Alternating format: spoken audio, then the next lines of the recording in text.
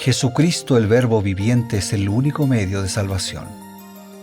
Él es el centro del pensamiento de nuestra vida, la fuente y la autoridad de la doctrina. El principal propósito de la vida de Cristo fue la obediencia a los mandamientos, exaltando la ley de Dios como un reflejo de su carácter. El principal mensaje a ser predicado en el mundo, basado en Apocalipsis 14, está representado por 3 ángeles llevando el Evangelio eterno al mundo entero. Este mensaje se basa en los encantos inigualables de Cristo y declara que la hora del juicio ha llegado y llama a obedecer los mandamientos de Dios. Mediante su palabra, Dios ha comunicado a los hombres el conocimiento necesario para la salvación. Las Santas Escrituras deben ser aceptadas como dotadas de autoridad absoluta y como revelación infalible de su voluntad. Y aunque el canon de las Escrituras inspiradas está cerrado, el Espíritu Santo continúa iluminando, amonestando y confortando al pueblo de Dios a través del testimonio de Jesús, el Espíritu de profecía. El camino a la vida se traza a través de un camino angosto que debe ser recorrido con confianza a las promesas que Dios dejó a hombres y mujeres fieles que dedicaron sus vidas hasta la muerte por el Evangelio eterno. Los fundadores de la Iglesia soñaron con el día en que la revelación sería una realidad en sus vidas. Miraron con los ojos de la fe a aquel día glorioso cuando finalmente la promesa sería cumplida en la venida magistral de Jesucristo a esta tierra para recompensar a cada uno según sea su obra.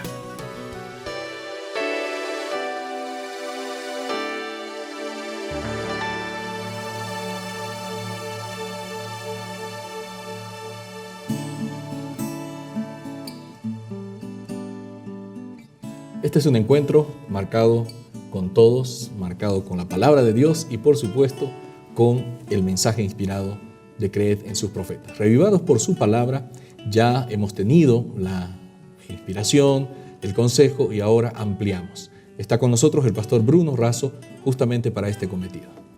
Muchas gracias, pastor. Una alegría siempre estar juntos.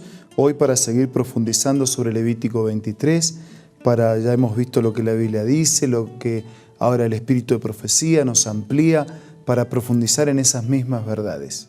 Sin duda, pastor, y realmente Levítico 23 es un clásico de muchos cristianos porque ahí enumera 3 fiestas que eran muy importantes en el calendario religioso del pueblo judío, ¿no? En esa época, y que en algunos casos muchos han intentado actualizar esas fiestas. De hecho, tenemos una fiesta que es actualizada pero con otro sentido, que es la Pascua, ¿no? Pero también está el Día de la Expiación, que es actual en otro sentido, que seguramente un poco más adelante vamos a poder explicar, y la fiesta de Pentecostés, que se menciona en el Nuevo Testamento. Así que hay una trascendencia muy grande en este capítulo. Así es. Pastor, la pregunta, ¿cuál era el propósito de estas 3 fiestas muy solemnes? Bien, vamos a leer las declaraciones de Elena de White para repasar lo que hemos visto también en el capítulo.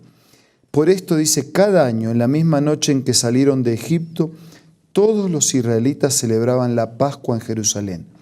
Para esta fiesta, cada familia asaba un cordero y lo comía con pan y hierbas amargas, como lo habían hecho sus padres en Egipto. También contaban a sus hijos cómo la bondad de Dios había libertado a su pueblo de la servidumbre. O sea que la fiesta de la Pascua era recordar la liberación milagrosa y maravillosa que Dios había hecho al tirarlos de la servidumbre, al sacarlos de la servidumbre, de la esclavitud en Egipto. 50 días después de la ofrenda de las primicias, venía la fiesta de Pentecostés, también llamada fiesta de la mies o de las semanas. Era una expresión de gratitud por el cereal que servía de alimento. Se ofrecía al Señor 2 panes cocidos con levadura. La fiesta duraba un solo día que se dedicaba al culto. Así que tenemos la fiesta de la Pascua, que recuerda liberación. La fiesta del Pentecostés, que celebra el sustento. Ajá. Es la adoración y el reconocimiento a Dios como el sustentador de esa nueva vida. Y una vez al año aparecía el gran día de la expiación, dice Elena de White. El sacerdote entraba en el lugar santísimo para limpiar el santuario. La obra allí desarrollada completaba el ciclo anual de ceremonias. Los servicios rituales diarios contaminaban el santuario, Claro. porque simbólicamente los pecados eran transferidos de la persona al animalito y del sacerdote al santuario. Y uno puede decir, bueno, pero el animalito era inocente, ¿qué Claro. tenía que ver con el pecado de las personas?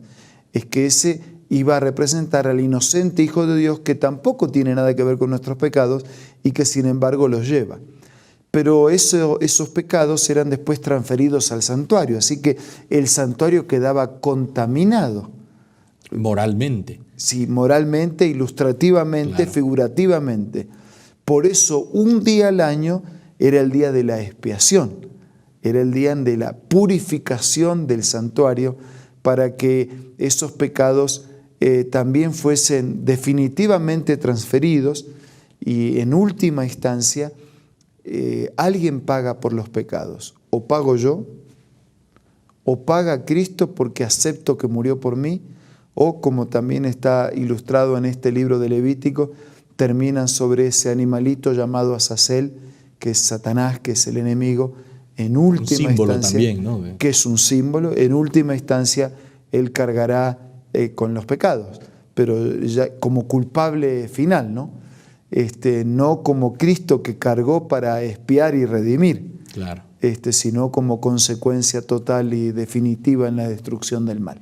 Sí, además, para algunos que están un poco confundidos, ese animalito que era un macho cabrío que se elegía por Azazel, que era un nombre antiguo que se le daba al enemigo de Dios, que no es otro que Satanás, no moría en el santuario, así que no puede ser una expiación. Exactamente, ¿No? moría afuera, lejos, en el desierto, ¿no? Como simbolizando aquel momento en que Satanás recibirá también su desierto en el milenio, allí solo, y enseguida morirá. Y será el último en morir, ¿no? Y será quien más reciba la expresión del juicio de Dios y que asegurará que el mal nunca más se levantará. Claro, realmente esta fiesta que encerraba todo el ciclo anual de las ceremonias, algunos comentadores judíos dicen que era la más importante y la más solemne. Dice que se tocaban las trompetas para alistar al pueblo y hacer sentir esa solemne presencia de Dios allí con un aspecto judicial, porque tenían que tener una preparación de sus vidas para poder encarar ese momento. Aquel que no hacía esa preparación moría irremisiblemente, ¿no? Entonces era realmente el momento más solemne. Sí, era solemne, era reverente, no era simplemente voy a la iglesia a escuchar la música, no, era un momento que los involucraba a todos, porque tenía que ver con los pecados de todos, tenía que ver con el gran fiador que es Jesucristo, que muere para pagar por mis pecados, y tenía que ver con esa obra de purificación del santuario que va a representar, como hemos visto, como veremos, la gran purificación en el final de los tiempos. El juicio tiene 3 tiempos en la Biblia, ¿no? Ajá. Tiene un tiempo de investigación, tiene un tiempo de comprobación y tiene un tiempo de ejecución. Interesante, Dios va a dejar como un precedente delante del universo de su total y plena justicia. Nadie podrá decir que Dios no actuó con toda justicia, incluido el propio rebelde, el primer gran rebelde que produjo todo el mal cósmico aquí en esta tierra y también fuera de ella. Claro, no lo va a adorar, pero sí va a reconocer de que Dios fue justo y que esas acusaciones que Él siempre transmitió no estuvieron nunca basadas en la realidad. Sin duda. Una de las fiestas, que era la primera, que era la Pascua, justamente allí en la primavera, en el mes de Abib, cuando en el hemisferio norte, porque aquí en el hemisferio sur no es primavera, sino es otoño, allí en la primavera, en el hemisferio norte, cuando todo volvía a renovarse, era justamente la fiesta de la Pascua, que representaba la liberación. Ahora, Pablo dice que Cristo es nuestra Pascua, y es porque Él también realizó la gran liberación, que es la verdadera y definitiva. Así es. Aquello era una ilustración pedagógica fuerte para que supieran lo que habría de venir. Por eso la gran pregunta del Antiguo Testamento era, acá está la leña, está todo, ¿y dónde está el cordero? ¿No? Y Abraham dijo, Dios va a proveer. Dios proveerá. Y Dios proveyó. Jesús es el cordero. Por eso cuando Juan, capítulo 1, ve venir a Jesús, dice, he aquí el cordero de Dios que quita el pecado del mundo. Y Jesús es el sacrificio, Jesús es la ofrenda, Jesús es el cordero, Jesús es el sacerdote que nos conecta con el Padre, con el cielo y con la eternidad. Por eso en este momento te invito de corazón a apropiarte totalmente de las promesas y de la gracia del Señor. Queridos amigos, tenemos un consejo en este momento.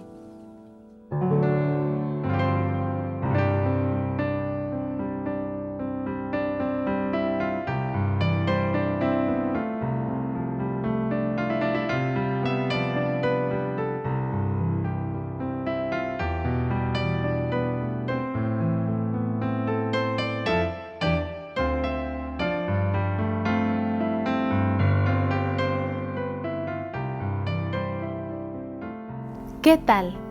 ¿Estás enamorando? ¿Estás con pareja? Pues escucha la cita que tengo para el día de hoy. El casamiento es algo que afectará vuestra vida en este mundo y en el venidero.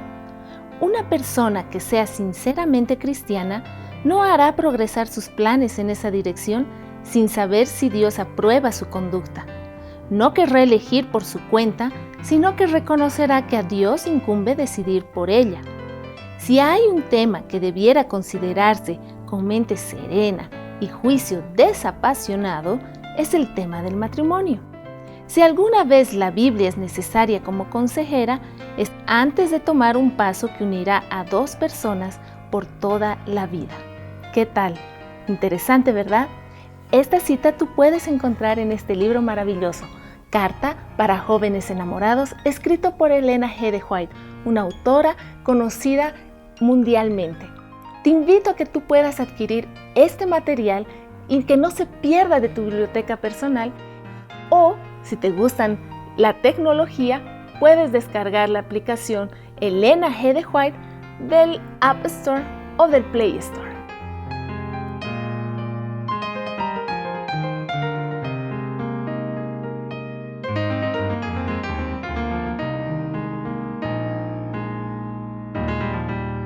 Queremos darle gracias a Dios porque Él es nuestra Pascua, Jesús es nuestra Pascua, es nuestro Pentecostés porque Él cuida de nosotros y también es nuestra seguridad en el día de la expiación. Vamos a darle gracias a Dios por esto. Querido Dios, te damos gracias porque estas fiestas del pasado representan y apuntan definidamente a Jesús. Él es nuestra Pascua ofrecida por nosotros. Él es nuestro Pentecostés que nos sostiene, nos alimenta, y Él es también nuestra expiación. Por eso te pedimos que nos permitas refugiarnos en tu gracia, en tus méritos y en tu justicia. Que nos concedas la paz del perdón y que nos concedas las fuerzas para vivir dependiendo permanentemente de ti.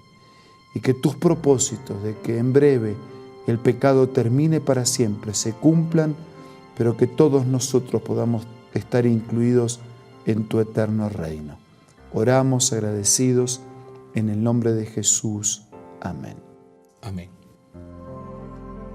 Nos despedimos momentáneamente. Esto ha sido Reavivados por su palabra y creed en sus profetas. El compromiso es el encuentro el día de mañana.